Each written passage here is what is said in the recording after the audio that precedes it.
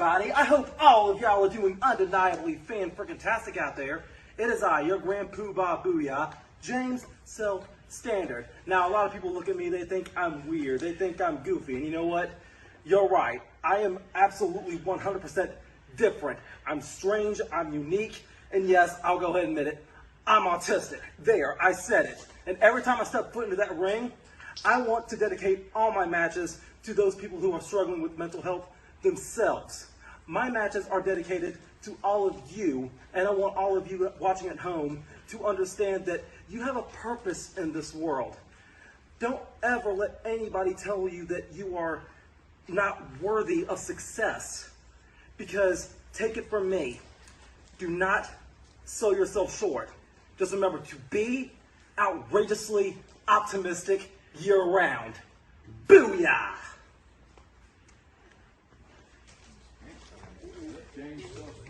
Yep.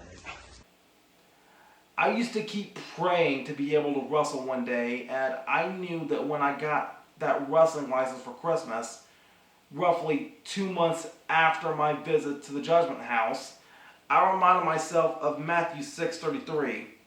Seek ye first the kingdom of God and his righteousness, and all these things will be added onto you.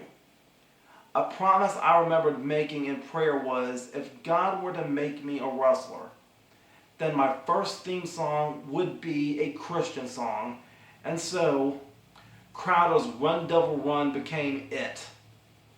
But I go to have my first match, and I went too fast. The biggest advice I've always been given from that match forward is always slow down. And even though it felt like in some regards I've been trying to do that recently, the more seasoned pros might say otherwise. Now, of course, just because I started wrestling, that didn't mean I stopped my duties playing the music.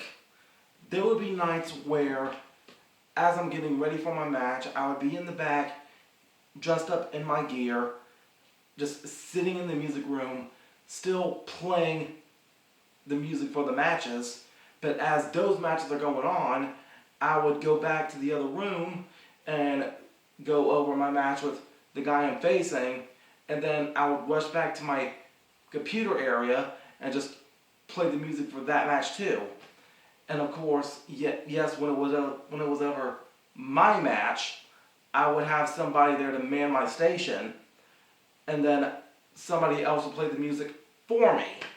Heck, there were times where I was running the lights, I was running the music, I was running the announcing, and I was doing the music all at the same time of me having my own matches.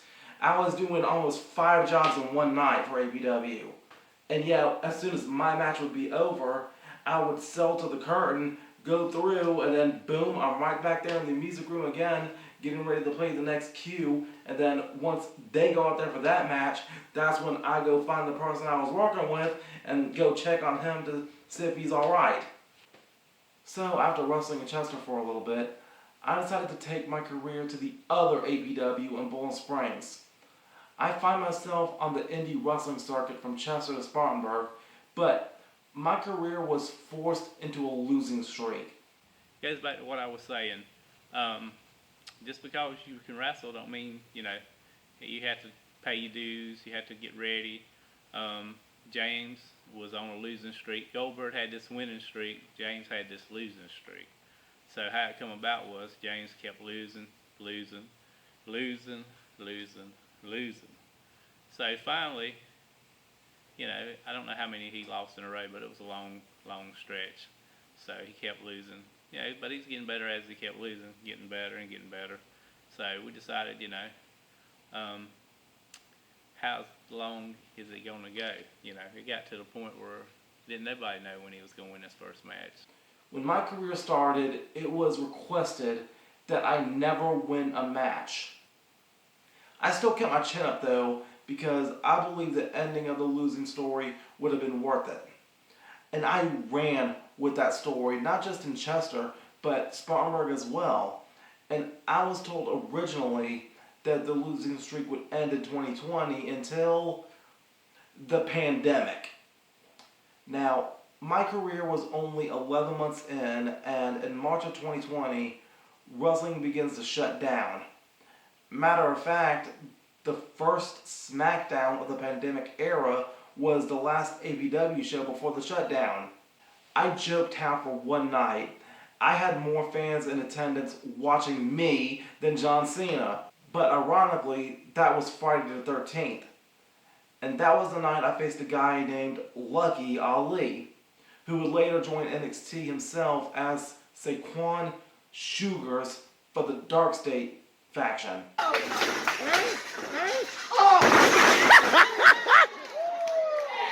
Come on, man. Come on, James.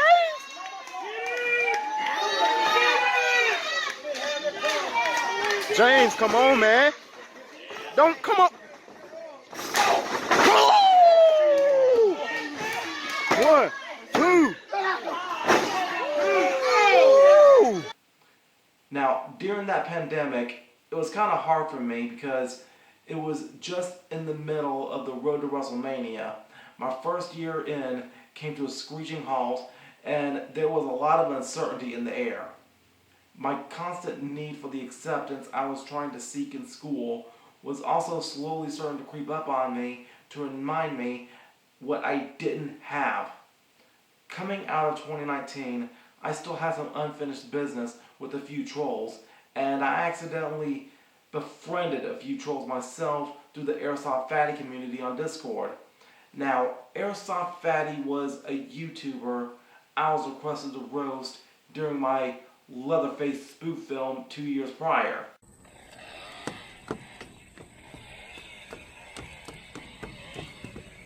Alright, so, moving on from Billy the Fridge to somebody who I almost 20% guarantee is a son, I'm talking about Airsoft Fatty.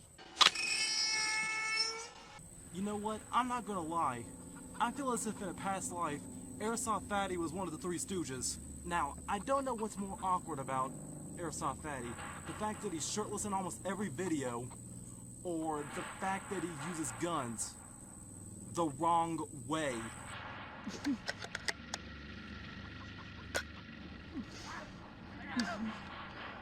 He's dead. You have to pretend to die. Now, though folks from this community that came to follow me acted so toxic, and I turned a blind eye to it because I thought they were trying to be nice. They invaded my own Discord, and they tried to take advantage of my trust, which they did, and it came back to bite me. In doing so, I lost a good YouTube friend because of it. I found myself falling into damage control. I hope he's out there watching it, and I know he knows who. If he's out there watching, he knows I'm talking to him. Look, I'm on my knees for you, okay? I am very, very sorry, okay?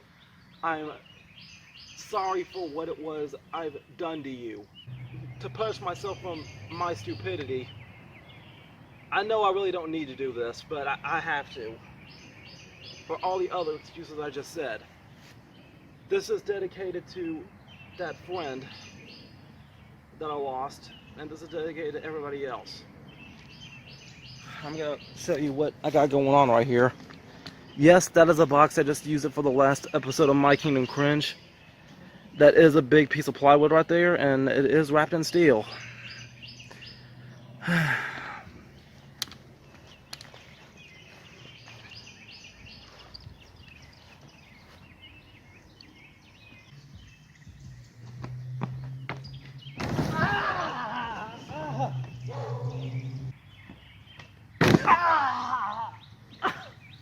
I ended up shutting down my own Discord server, and the dislikes were getting worse.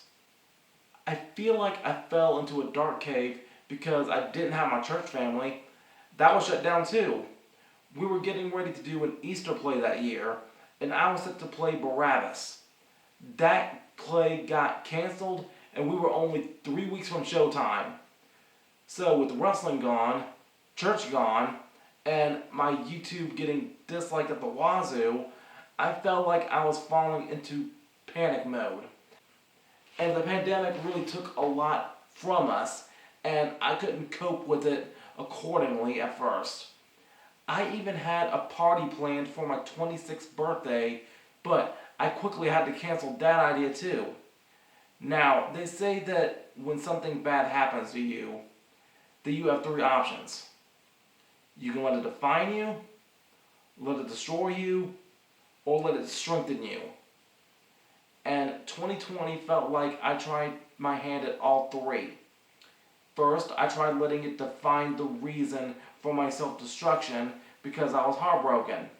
My birthday rolled around, and instead of being able to have a party with friends like I wanted, I ended up going live with it instead. Now, not many people tuned in that morning, but the church organized a parade just for me that day, and boy, was that surprising. At that point, things started to shift very slowly, and as my YouTube's 5th anniversary started to approach, I noticed something awesome. My 5th anniversary, I find out that I reached my highest score for subs gained in a year. And it's for that reason and many others, I believe that 2019 to 2021 might have been the peak years for my content creation. 2020 especially. During the cold open of AEW Double or Nothing, I hear a quote saying, "When nothing is certain, everything is possible." So me seeing that really started to make me crack down and make more content because that's all I knew to do at that time. If nothing was stopping me, just keep going. These trolls didn't have chains connected to me, so I just kept uploading.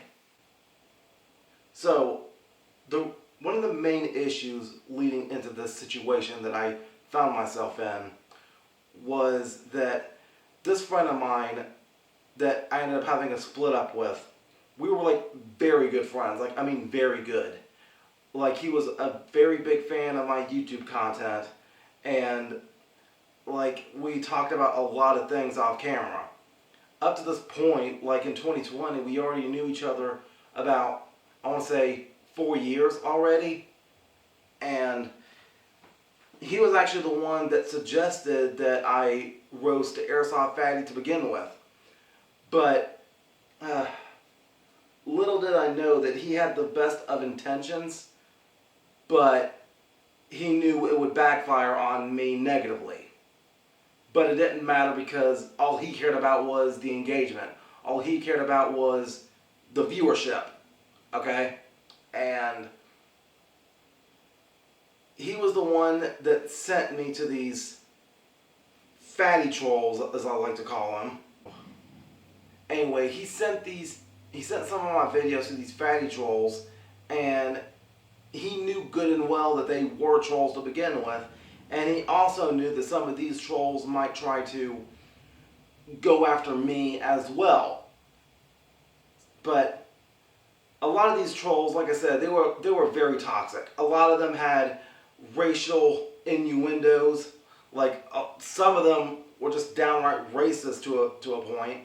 And I had to, like, turn a blind eye to that. And they started trying to over-sexualize things in a very inappropriate manner, if you ask me. One of them even... I respect that even one of them went out of their way to make a song for me.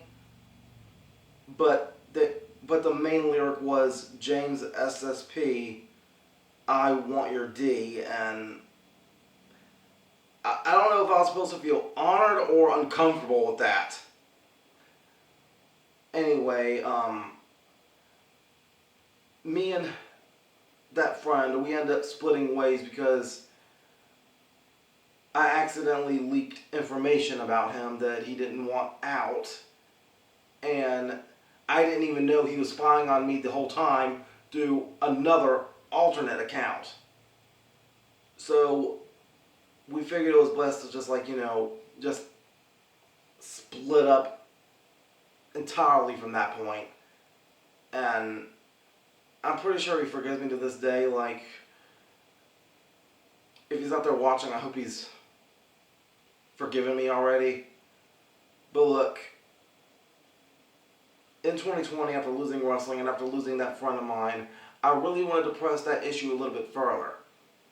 But something more important got in the way. In 2020, around this time frame, news of the George Floyd situation breaks out. And we have riots and protests happening nationwide. And heck, even right here in my city. Now, it was also around this time frame where I had a former school friend of mine named Derek who lived on top of the hill.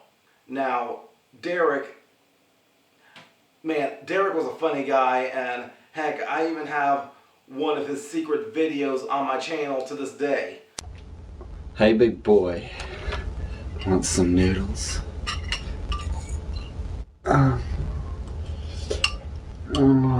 Derek, he made the Hardcore Championship fun around that 2019 to 2020 era. Like, Derek was amazing, Derek was awesome, Derek was freaking funny. Alright. But anyway, Derek and I, we had another friend who was a good rapper whenever he wanted to be. And his name was Odarius. OD for short. But his rapper name was Haiti Baby. Now, I go up there, I get invited up there rather, and I go into Derek's apartment. Derek's there. I can't remember if Josh also was there or not. But anyway, OD was in there too with somebody else. I can't remember who else was up there. But they was making shirts for this George Floyd protest. Matter of fact, I still have my shirt to this day.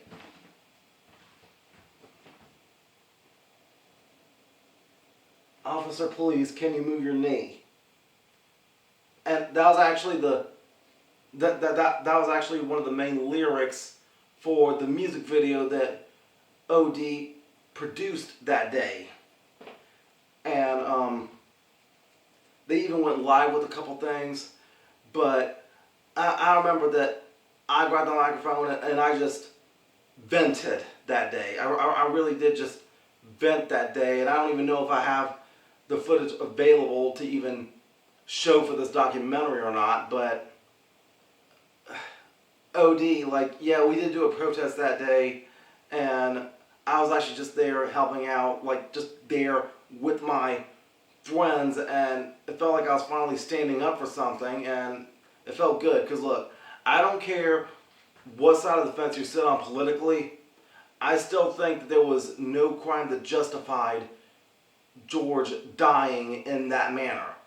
He was on the ground, he was defenseless, there was a knee on the back of his neck, but no, there are still some people out there that thinks he deserved to die, and that's crazy. But yeah, as bad as the storm I was going in through, being there and standing with Derek and OD that day, it really helped me out a lot. 2020 also had my 1,000th upload, and I wanted to do something unprecedented with those dislikes. So, it was highly suggested that me talking about them was what feeds them. The trolls want to see me suffer. They want to see me depressed. My sorrow entertained them. Seeing me getting mad or sad was amusing to them. Heck, that was the whole mentality of the Airsoft Fatty trolls. And maybe some of the other trolls from the Sickest Nation too. But I had the idea to conduct an experiment. If trolls are about faking everything, doesn't pro wrestling allegedly do the same thing to an extent? So, back in 2019, I had an idea. I wanted to see if I could find a way to troll the trolls. I wanted to see if maybe, I don't know, I could possibly find a way to infiltrate the troll army just to get information about who's who. So I created a fake channel called Nunya Business. Hello there, my name is Nunya Business. So there's a YouTuber I watch and I don't like him. His name is James and he has a channel called Self-Standard Programming. He wonders why he gets so many dislikes. I'm not a troll, I just think his content sucks. I wanted to pretend to be a fake troll to myself so I could possibly gain access to any troll intel that might explain the beef that they had with me to begin with. Ever so often I would upload to that channel, but I never done anything with it until 2020. I used that Nunya Business account to make a story with a troll to set up a cinematic match. I remember watching that Boneyard match with Undertaker, and then I remember those Matt Hardy films from his compound, and it really started to get my gears turning. And I came up with the plan for a cinematic match called Cringe Kingdom Combat. You see, shortly after the shutdown, I still had that itch of wanting to wrestle. Will at APW let my brother and I in so we could work a match, but I couldn't get a ref. So it became an unsanctioned submission match. Come on. Stand up. I'm nice and pretty. Woo!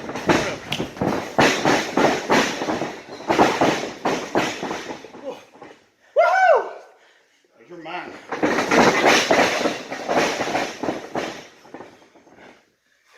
Die! Hi. Hello.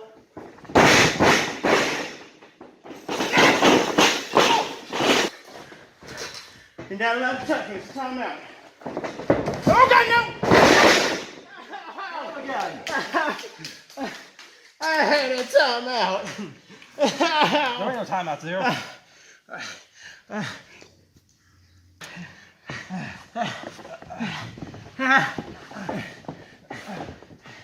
All right, so you can play this game.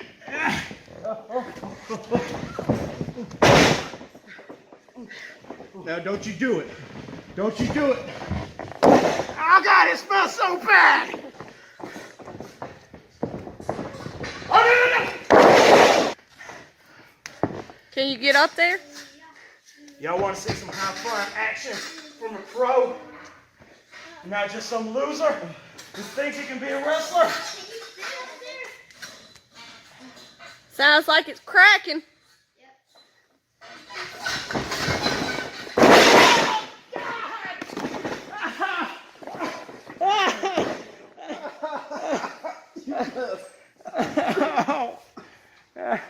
I'm telling Mom.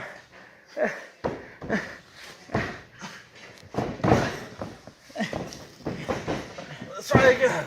No, don't you. Oh, God! Tap out, tap out, tap out, tap out. No! No! I gotta let go, let go, let go! I had another wrestler I've known since the SCW days in Ace Harris. And we were about to do something similar, but we were denied access to the ring. But I didn't let that stop me. The opportunity turned into a cinematic match idea, and Ace was down. We filmed the match first before telling the story of how Ace was Nunya Business all along. Hello, James. Now you're probably wondering who I am and why I'm here, so I'll just get to it. See, I am the leader of the YouTube channel Nunya Business. I'm the reason you have all those dislikes on your channel. I was holding the camera for his face reveal. But even though Ace was the face of the channel, I was the one pulling the strings. I ran that account and even made a whole Discord server, and some of the trolls were actually believing it. And I don't care how many people disliked it. That match got over 500 views, and I was actually proud with what we accomplished with that project.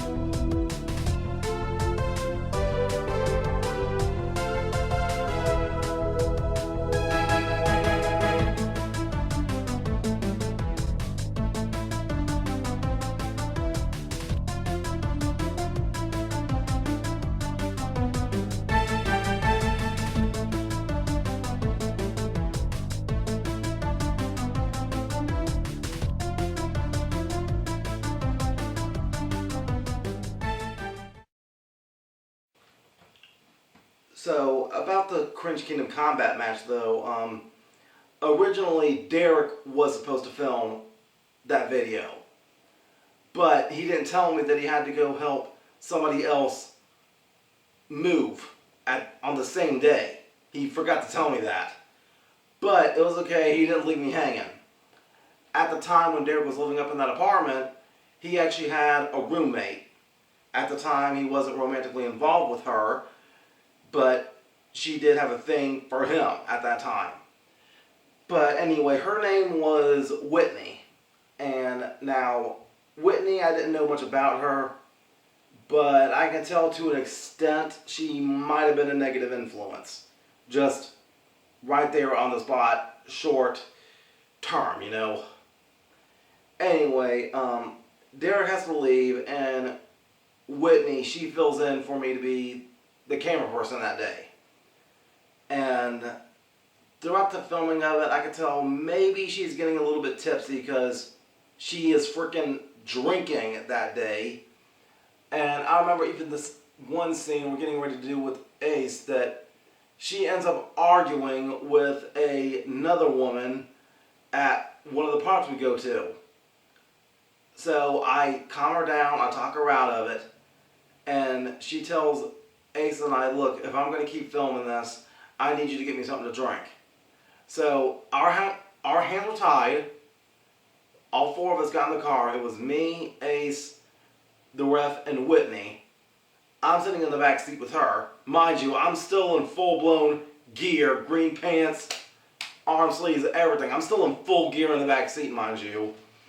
And we drive her to the liquor store, and Ace and this guy, they go in with her money so they can get the product, get the drink for her. Meanwhile, I'm in the back seat. I'm trying to testify to this girl.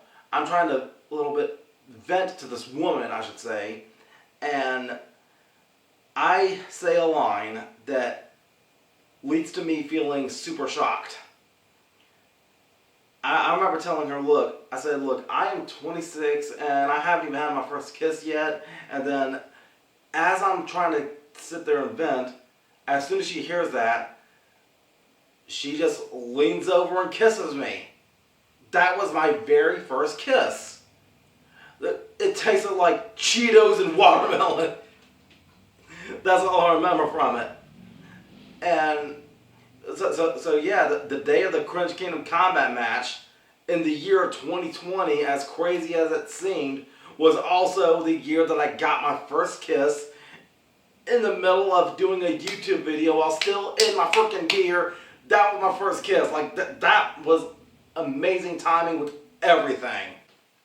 Even though I won the match, I had to make it clear that just like my submission match with Josh, it was all unsanctioned.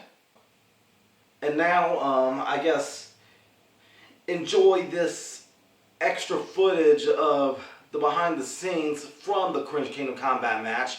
Fair warning though, there may be some vulgar language, so proceed with caution. Alright, when I say go, just wave, okay? Okay. Alright, 3, 2, 1. Okay.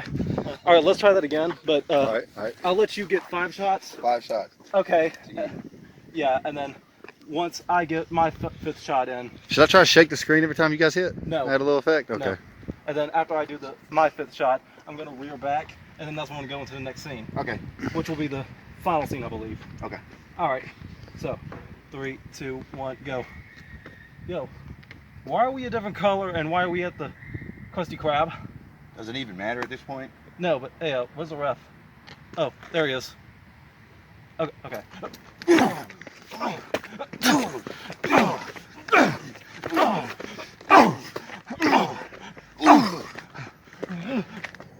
Alright, here you go. Okay, so I just film all this. Yeah. All right, remember, I'm just going to leave it filming, so. Yeah. All right. Okay. All right. Cow in the toilet. All right. 3, 2, 1, go.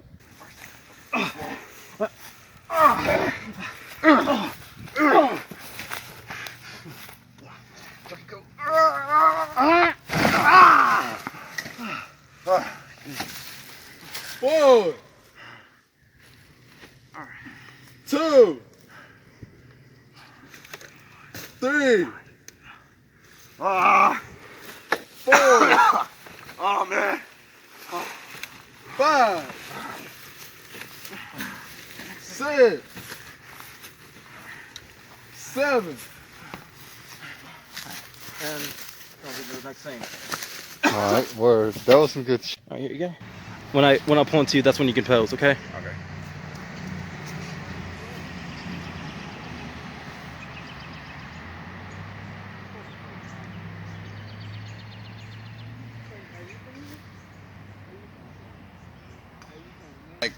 go to. Well, she said she got the teaching job. So Rooster's still in the picture. Yep. Yeah. All right. Sorry, I just ruined it for you. Can you go like stand behind him? All right. I'm letting the announcer announce me for this part. All right.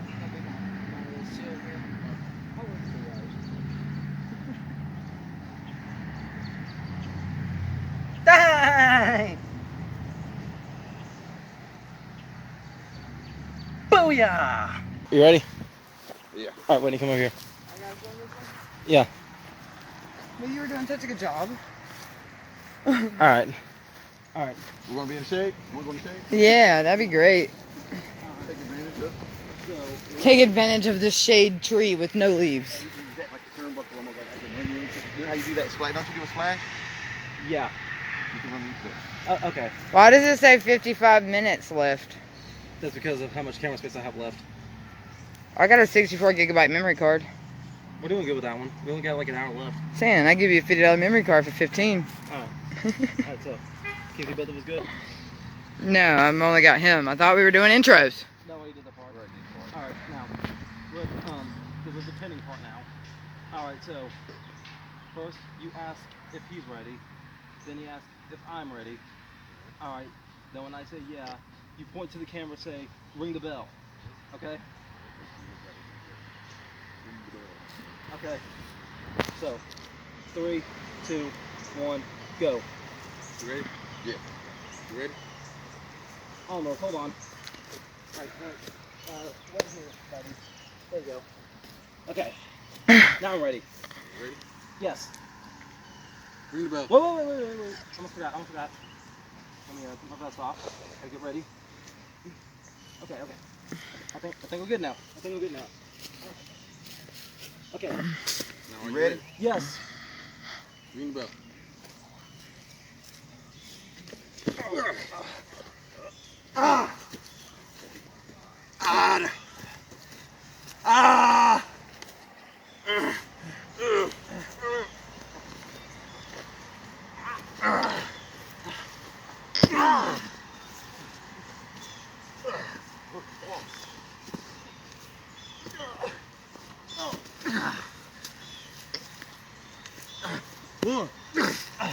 One.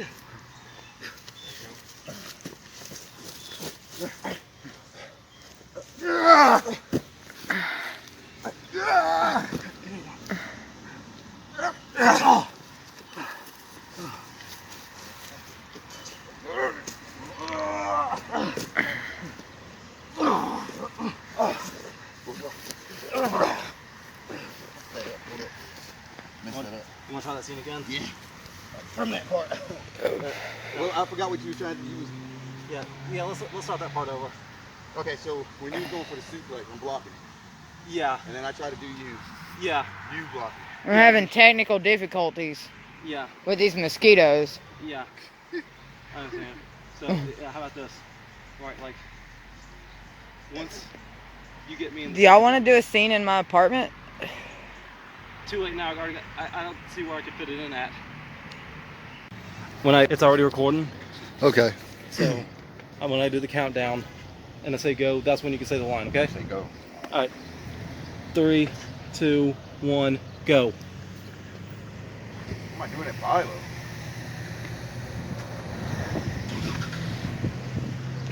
Oh well. Might as well go get that can of whoop ass. Whoa!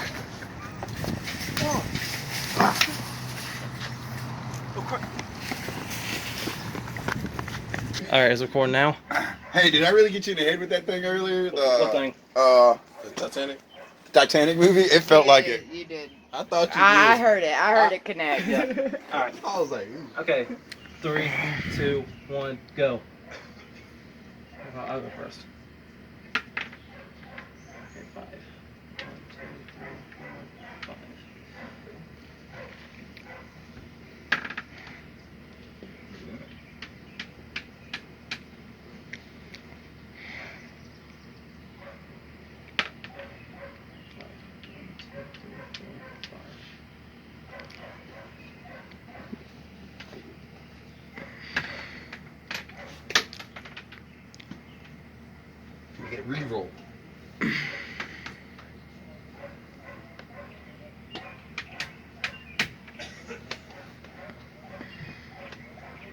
What are you guys doing? What? What are you guys doing? We see we just I I don't even know. I thought this was a mat. Sorry. Oh shit! Okay. At this for far too long. All right. So. Still got the pen. Hey, you guys, what did one tampon say to the other? What? Nothing. They're both stuck up cunts. I fucking forgot. What's the difference between jelly and jam? You can't jelly my dick down, your dick down my throat. Okay. So, yeah. So I'm just gonna be looking at it like. Wait, what did SpongeBob say in that episode when he got that pencil? Y'all want to know what's funny about this whole SpongeBob thing today? While I was at work today cutting pizzas, I was going, Krusty Krab pizza is the pizza. I'll pull out the, so you want me to be looking at the pencil? Hey, you want to squirt some of that in my hand so like when I do that, like it's dripping from my hand, like it comes from your head? Or? Maybe afterward, because like when you do a camera cut. Okay. Like after I fall down from the pencil scraper to the forehead, he's giving me a camera shot of my forehead bleeding or whatever, selling it, and then back to you with the pencil. Then I'll be looking at your blood. I'm going to try and go back and sit down. Okay. So don't say that until after. Yeah, and then we'll go back into your heat until you're ready. Okay. All right. All right. So you ready now? Yeah. All right. Just put it into your pocket for now. Hey, just because I sat down don't mean I'm ready. Sometimes I bend over. All right.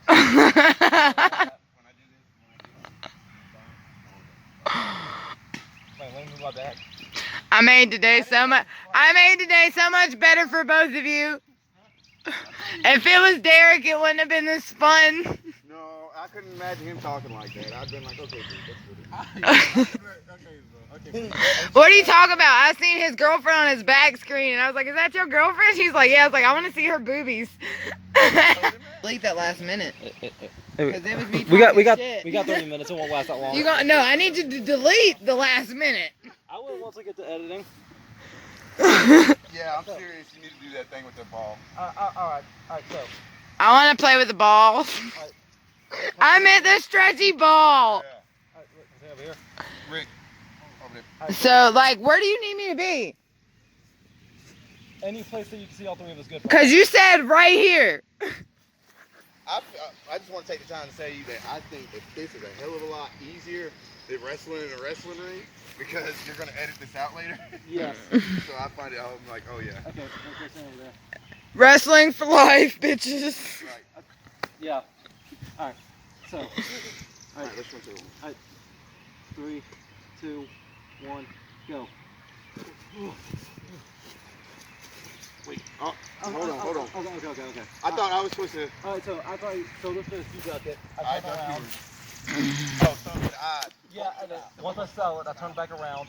You start digging the pencil into my forehead. All right, can I give a little shout out to the Three Stooges here? Like that? Can I Yes. do that? Okay, good. All right. Because I do need you. This is cringy. All right, I got it. All right. 3, 2, 1, go. Oh!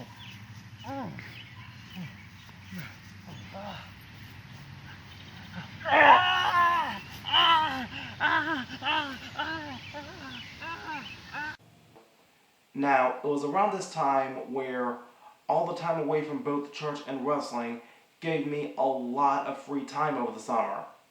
Besides doing videos, I felt a flame inside me getting reignited that wasn't there since middle school. Through all the personal darkness from 2020, I took the pandemic more personal than I should have, pairing that up with every bad emotion I was feeling. But then, when I took a step back, I realized that there was more people feeling just like me somewhere. And I didn't want anyone to unalive themselves because of the shutdown. I made a music video cover of Not Too Late, Never Too Late. I dedicated it to other folks on the spectrum, and it was in that moment I stopped being afraid to perform music. Even that Christmas, I sung for my church. God rest ye merry gentlemen,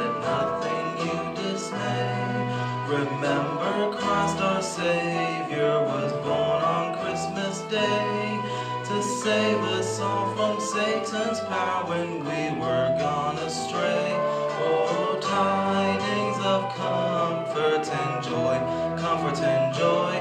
Oh, tidings of comfort and joy. 2020, I started feeling more included again. Humanoid Freak through Discord started to invite me to play Cards Against Humanity as well as other online games. And dang, those were entertaining. Whatever the fun most I had with him was like during COVID. What a bad segue. During COVID happening, I started this whole Cards Against Humanity games every Saturday because everybody was home. There was nothing to do. So I would set up people playing these Cards Against Humanity. It was the wildest time. Like Adik the One would be there. Rashad the Reactor would be there.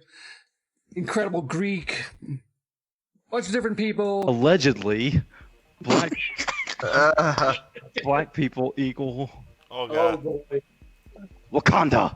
Wakanda forever. Wakanda forever. Wakanda forever. Right. Wakanda forever. According to some people, black people equal no dads. That's right. Frankly, my dear, I don't give a damn. Good one. I don't give a damn. Damn, that's fun. That's a Hoover down? That's comedy gold. Bro, chill. Uh-oh, here we go. From Reddit. I don't want to press on it. Oh my god! Oh no! So George Bush. George Bush is Thanos, and the towers are disappearing. The Twin Towers, okay. Oh my and the god. Twin Towers are turning into dust. The towers doesn't feel so good. What's the best way to relieve stress? Masturbation. That's a dumb question. Beat it. Just beat it. Beat it. Or we play Scriblio or Gartic Phone. And I remember his one time in Scriblio, his brother took over his pad and drew a candle in a butt. James said it was his brother, but we all know the truth. Give me. Is that what you call kids in Finland? I don't want those kibs. You take them. We have to split our kibs. My wife took the kibs. I shall now jump off the bridge. Type. All right. I mean, This is perfect timing for my joke. You guys. Oh, never mind, I guess. You guys still don't know that I can't type. That wasn't typing, that was drawing. Hate to admit this, but I've been taken hostage at the moment. Wait, is this candle inside the butt? It is that. It is that. What the? Yeah, that makes sense. That makes sense. What? Why is it lit? Why did you draw it like this? Why is it drawn like that, James? Ace, why did you talk? Like, why are you giving details where details are not required? Oh my god, that ass is so hairy. What is that? It's supposed to be a butt? Oh shit! A candle in the butt? Oh shit! I just noticed that. It's a mole there. I just noticed that I'm streaming on Twitch. The Twitch might ban me for this. God damn it! But in 2020, a big offer was given to me. It was actually Easter weekend, and my brother invites me to stay a weekend at his house out of town. Now, at this point, my brother has a new family of his own, and I was invited to stay there. And I was invited to stay there, to which Josh's stepkids kept calling me Uncle James. Now, I had a niece named Abby and a nephew named Drew. By blood, no. But they don't call me step-uncle, so it's only fair that I don't call them step-nephew or step-niece. Ever so often, I would be invited off and on to just come up there to stay for a bit, and I even met the extended family, and I even got to swim in their pool for a bit. And that branch of the family was so fun to hang out with, and it was a blast. I was even asked to house sit for a whole week while they were on vacation. And I took care of their pets, and I cleaned up where I could. And I was even offered to move in with them. And that's an offer that would have been placed on the back burner through much procrastination. That's a story I gotta pick up later on in this documentary. Another positive thing that happened in 2020 was Halloween. Now, I wasn't expecting Halloween in 2020 to be as good as it was. Alright. Now, of course, that year I was Beetlejuice, but for Halloween Day itself, my church, they was holding a trunk or treat event. But before I went to the church, though, I stopped by my friend Adam's.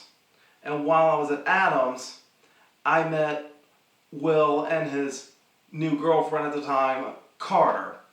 Now, about what I said earlier about the importance of platonic relationships, Carter has definitely become a very good friend of mine through the years since that Beetlejuice day. Hi, my name is Carter, also known as Carter Chaotic, and James has been one of my best friends for almost 5 years now. We met at a Halloween party in 2020. He was dressed up as Beetlejuice and I was dressed up as a clown. And I feel like I instantly clicked with him because I have never met anyone else in my entire life like him. Like, he is so goofy and funny and optimistic, and he acts like a real life cartoon character. And like, his energy is so infectious, like, I just wanted to be around him more. And like, I have never met anyone in my life like him, and I don't think I ever will. That he is one of a kind, truly, and I am so lucky to get to be his friend. He is so, like I said, funny. He is caring. He is kind. He is positive, optimistic. He is so hardworking and driven, and just I am so lucky to be his friend, and I am so lucky to be able to be in this documentary. Some of my favorite memories with him are filming videos for his YouTube channel, and when I would follow him to other wrestling promotions in Boiling Springs and Orangeburg. I love supporting him. I love filming for his channel. I love seeing his matches and cheering for him until my throat hurts. I love seeing him achieve his goals and seeing all of his hard work pay off. And I am so proud of him for everything that he has achieved in the last 5 years. Hi.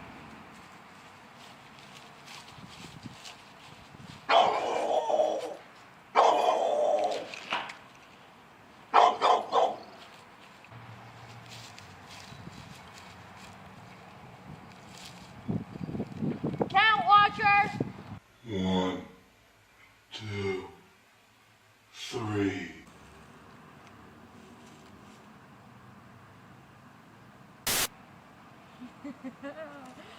This is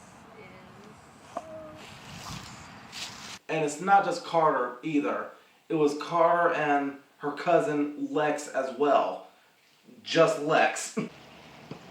What? How dare you insult the good name of cows across the globe? That is very mean. Look, I don't know who wrote that.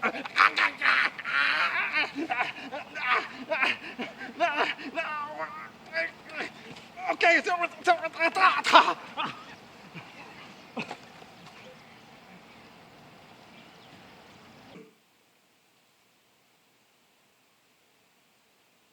Three, two, one, go.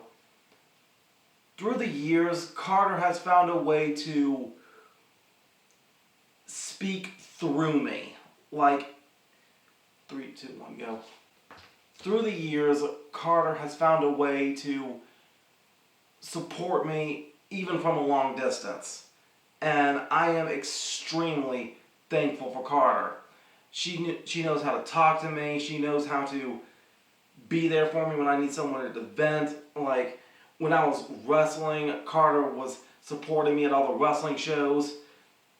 Carter has definitely been a good friend of mine and a good fan of mine, and I greatly appreciate her being there for me when she was.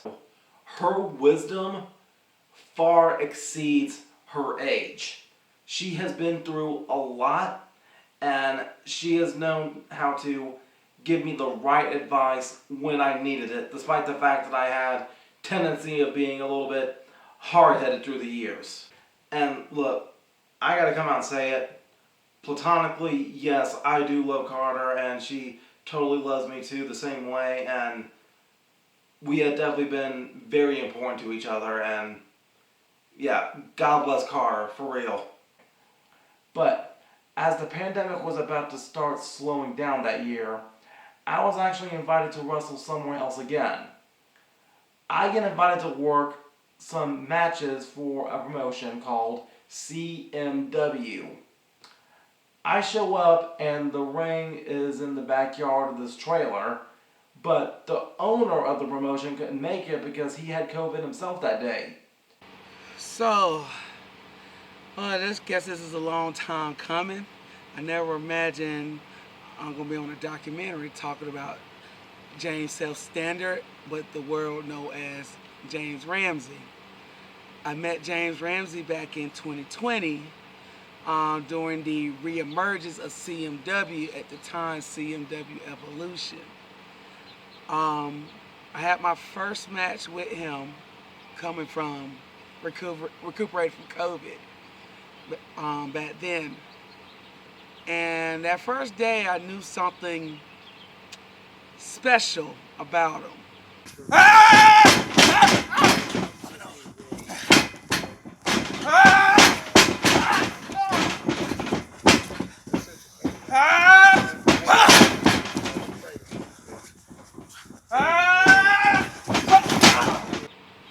Like, he's very unique.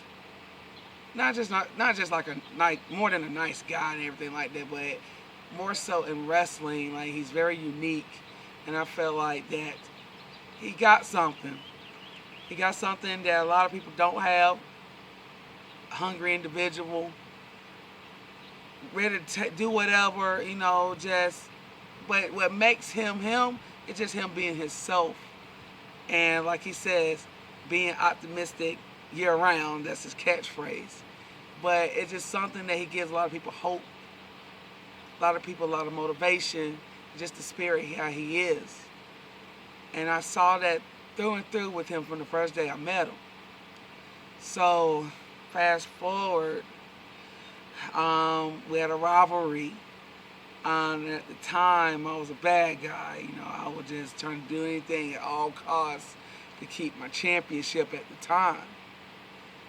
And here he comes, James, a fighting, determined guy, do whatever it takes to obtain victory. And he was on a losing streak at the time, so I added on to that. But more and more I was in the ring with him, more and more I got to know him on a person, not only just from wrestling, but also on a personal level. I just saw a spirit in him, a light in him. It's like, he's going to be something. He's going to be bigger than most. And then, of course, the Play and Slay match he had with Ace Harris back in 2022. I saw the hunger, the anger, the motivation, determination, just to do what he has to do to obtain victory. And it's like, that's it. That's it. It's right there. And then fast forward again, 2024, he became the heavyweight champion.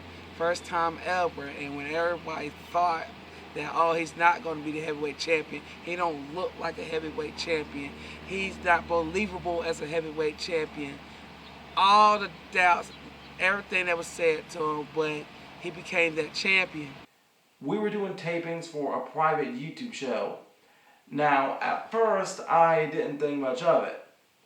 We were in a pandemic, so naturally, there wasn't going to be a crowd, and I knew even WWE and TNA were doing tapings, and I even seen on social media how other indie promotions were doing private yard tapings as well. And heck, even after my CMW debut, I made a closed set taping for CPW too.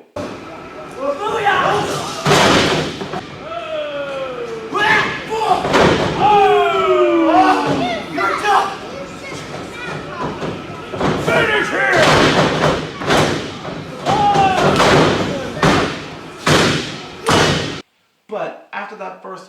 YouTube taping, I go back to take a look at the video and the channel that posted it, and as I start looking at the videos from the past, goodness gracious, CMW was a backyard wrestling show. They used to have mattresses on the ground, but that was past tense. Thankfully, when I was invited out there by Ace Harris, that's when they had a ring already in place. But I stayed humble and thought beggars can't be choosers. So I just did the work. I wrestled like my job directed me to do so. But under my own story, I still requested not to win. Despite getting a booking with somewhere else, I was still saving that first victory for Chester. And in regards to CMW, I kept hearing that piece of advice: try to leave a place better than you found it, and that's what I wanted to do. Through my time at CMW, I wanted to invest in my own talents where I could. At the time, they didn't have access to a bell, so I brought them a bell. At the time, they needed a new logo and a new graphics editor. I stepped in and I offered to make a new logo for them and to start making some of their posters as well. But eventually in 2020, church does get to reopen, and so did wrestling under certain conditions. Just in time too, because it was the Halloween show where I got booked again for an actual crowd. And I had a match dressed as Beetlejuice. However, 2020 wouldn't end up without a spectacular project being produced. However, this year I did have another idea. It's not for the Christmas special, but it is definitely something else for Christmas week this year. I've had a very risky Christmas idea. Alright? And that idea relates to what I plan to upload on Christmas Day itself. So, what I have planned to upload on Christmas Day itself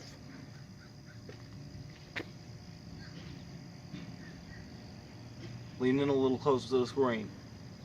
I want you to pay attention to this. What I have planned to upload on Christmas Day itself, it's a secret. Shh. All the roast movies I ever produced up to that point always had one constant goal. What could I do to outdo the other? Another thing that crossed my mind was, I thought because Dante stopped doing roast, he unknowingly passed the torch to me. So I had the idea to produce a secret Christmas roast without anyone knowing what it would be until Christmas Day itself. One of the people that I had the privilege to play with during those Humanoid Freak games was a reactor named Rashad, also named Shot God. Now, I've been familiar with his work since 2016. You wonder why I got the goggles? Because I be swimming in the pussy. Matter of fact, it was Dante's roast of Rashad that started my own reaction channel. Now, I walked into this Christmas roast with the idea of wanting to be better than Dante. I even went as far as studying his roast down to a T. Like, how long did Dante roast this name or that name, and how it compared to the person he roasted in the main event. I think Dante might have roasted Rashad for a good 11 minutes. But when I produced the project, I practically doubled that and then some. Not to mention a diss track. And I'd be remiss though if I didn't give a shout out to another YouTuber named Suspect TV. When I first met James, I thought he was a theater kid in a town too small to even have a theater. The way James can unapologetically be himself is something more people should learn from, but not too much. His creativity and determination is always felt in every video he uploads, and he's always looking to improve.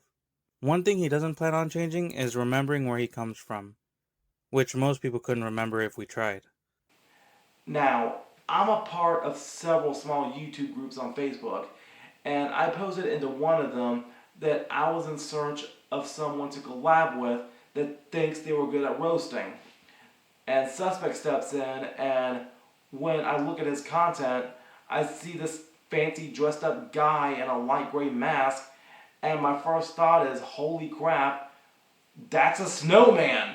It's perfect! Suspect did my channel good, and I hope I did his content good too. Now, it wasn't just Suspect though. That Christmas roast film I made for Rashad had at least 12 or 14 different people working on that in their own capacity. Whew. If any of you are looking for any last-minute gift ideas for me, I have one.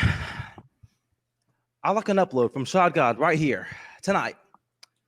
I want an upload from his happy holiday schedule with all the other big YouTubers, and I want to watch him right now with the big ribbon on his head. And I want all of you to see how much of a cheap, lying, no-good, rotten, four-flushing, low-life, snake-looking, dirt-eating, inbred, overstuffed, ignorant, blood-sucking, dog-kissing, brainless, nutless, hoopless, heartless, fat-rumped, bug-eyed, stiff-legged, body-lipped, warm-headed sack of monkey crap that he is! Hallelujah! Holy crap! Where's the Tylenol? Damn. Damn. Whoa. Well then, Crap. Whew. we know who's on the naughty list next year. Despite my love for all things spooky around Halloween, and despite my love for cosplay, me doing that roast as a spoof to Christmas Vacation, to me, felt like the best video I ever made. I felt like a lot of soul went into that one. And as 2021 rolled around though, I began to experiment deeper. I sensed something was shifting in the waters for me. I got to do another cinematic match where I technically wrestled myself.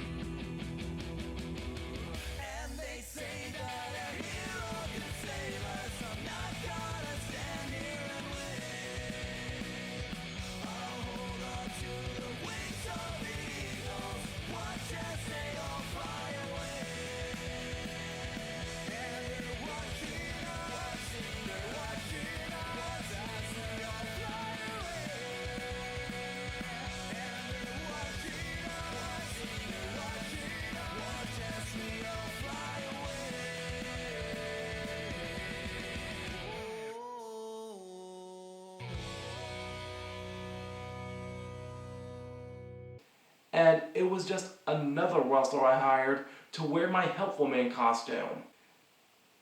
And the fact that I still booked myself to lose to myself was kind of funny. But that was even my first time going through a table. James Ramsey. Self-standard programming. James Self-standard. Whatever you know him by,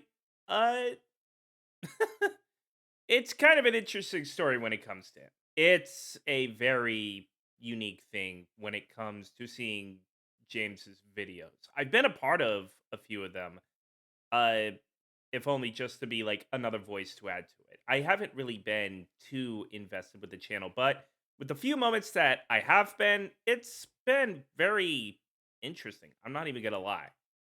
The best way that I can describe what James is, as far as his channel and other things, is that it's like a time capsule. It's like if you wanted to go back and like go on the Wayback Machine and you want to go back to YouTube in like, you know, early 2000 or like the mid 2000s to like early 2010s. You get that like that quality that you don't really see nowadays. And I say quality, nowadays you're going to look at those older videos and it's going to be very cheesy, very corny. It's a whole lot of like things that you don't see with people nowadays.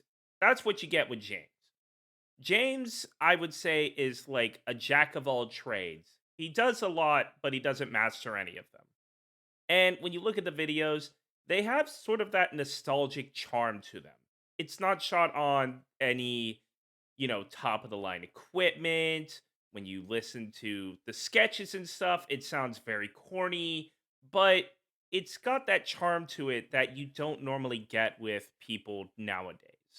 You could be watching one of his skits, you could be watching some of his gameplay videos, you could be watching him draw something, you could be seeing him wrestling, you could see him ramble about wrestling, you could just see him go on, and what you get with him is not necessarily just like you never know what to expect with him. And that's the best way that I could put it. I remembered that I was a part of the Week of Mania for 2021 and 2022, and it was just for me to do commentary for both of those. I want to say that there was one against Helpful Man when he had his YouTube championship, and then there was another one that he did, uh, Chase. I want to say it was somebody named Chase, and he was doing essentially a wrestling match as well as finding infinity stones in the entire arena, not just the ring. It's just the whole area. And it's those kind of things that you don't really see too often. You don't know what to expect. Also, when it came to him, he just he has this kind of like passion. It's a passion you don't really see with a lot of people. And it's just it's something that people take for granted. I really have to say it like that. Like it's something that's taken for granted. He has a lot of doubt and things in life, but he's essentially keeping old YouTube alive. I would implore any of you guys to just like go watch one of his videos. And if you really want to, put it in like 360p or 240p and watch the video and tell me that you're not watching something from like the early 2000s or 2010s era of YouTube. We're talking like the over the top emotions, things like Smosh, things like that. Like we're talking that level, right? Now, of course, he doesn't necessarily have like the numbers or anything like that, but that's kind of interesting when it comes to him. He's like a diamond in the rough, and it's something that not a lot of people have really noticed.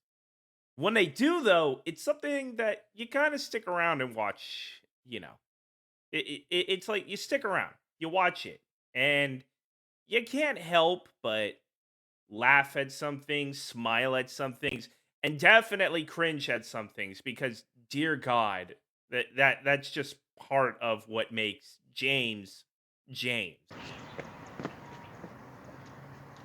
May 10th, 2021. I normally don't do this, but for the sake of the video, I figured it'd be a good idea to do it now. I'm just about ready to do one of my standard episode of My Kingdom Cringe. I got my prompts right here in my hand, and I got my to-do list right here on my other. I'm just gonna take a look at these ideas that I have written down. I'm just gonna see what I can film, what I can't. Just gonna do number 1 on my list right now, which includes this sword, this stuffed alpaca or llama, whatever it is, and this minion costume here. So, yeah. Let's go to the filming location, shall we? Alright, I gotta get this alpaca llama thingy in position. I might do a... Come on, get off of there. Might have somebody do a voiceover for him. Might be Solitaire. Might be, hey, is that Devon Graham? Don't know yet. But we'll see once I get this thing filmed. If he's falling down. Falling in all the grass and the shrubbery. Oh man, that's gonna be a tough one to clean out later. Alright. Please stop falling. Please stop falling. Please stop falling. Okay, that's it. I'm gonna have to do this backwards. I'm gonna have to lean you up against a mailbox instead.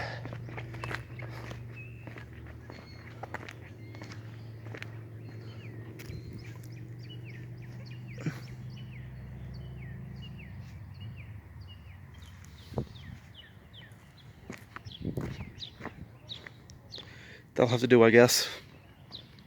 Alright, now to put this on.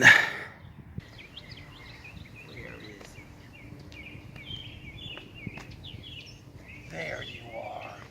I've been looking everywhere for you. You're like a train with no tracks. You're going nowhere.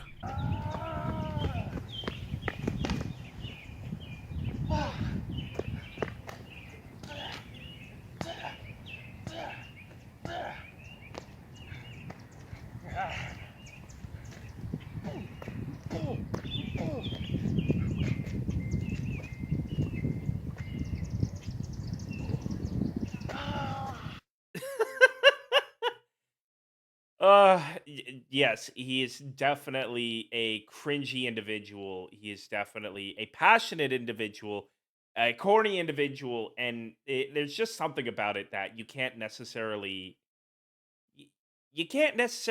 hate it. You can't necessarily just. It's something that you can't look away from the whole time. It's there. He is there, and it's just. it's it's a hell of a journey to watch. Somebody who is wanting his 15 minutes of fame, and he's damn well earning it, even though he may not realize it. He's got a dedicated audience with him. A lot of people, even though they have like large numbers, they don't necessarily have every single one of them backing him up the whole time.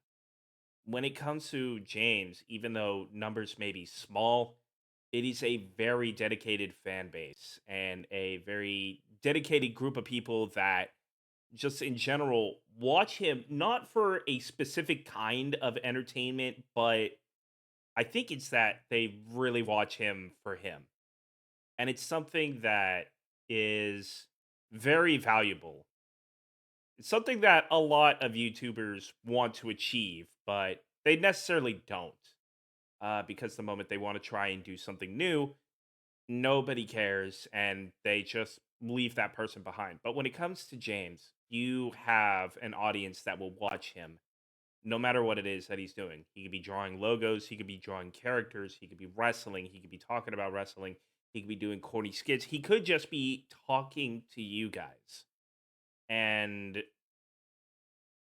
yeah, it's just something that he posts a video and you have plenty of people that will watch.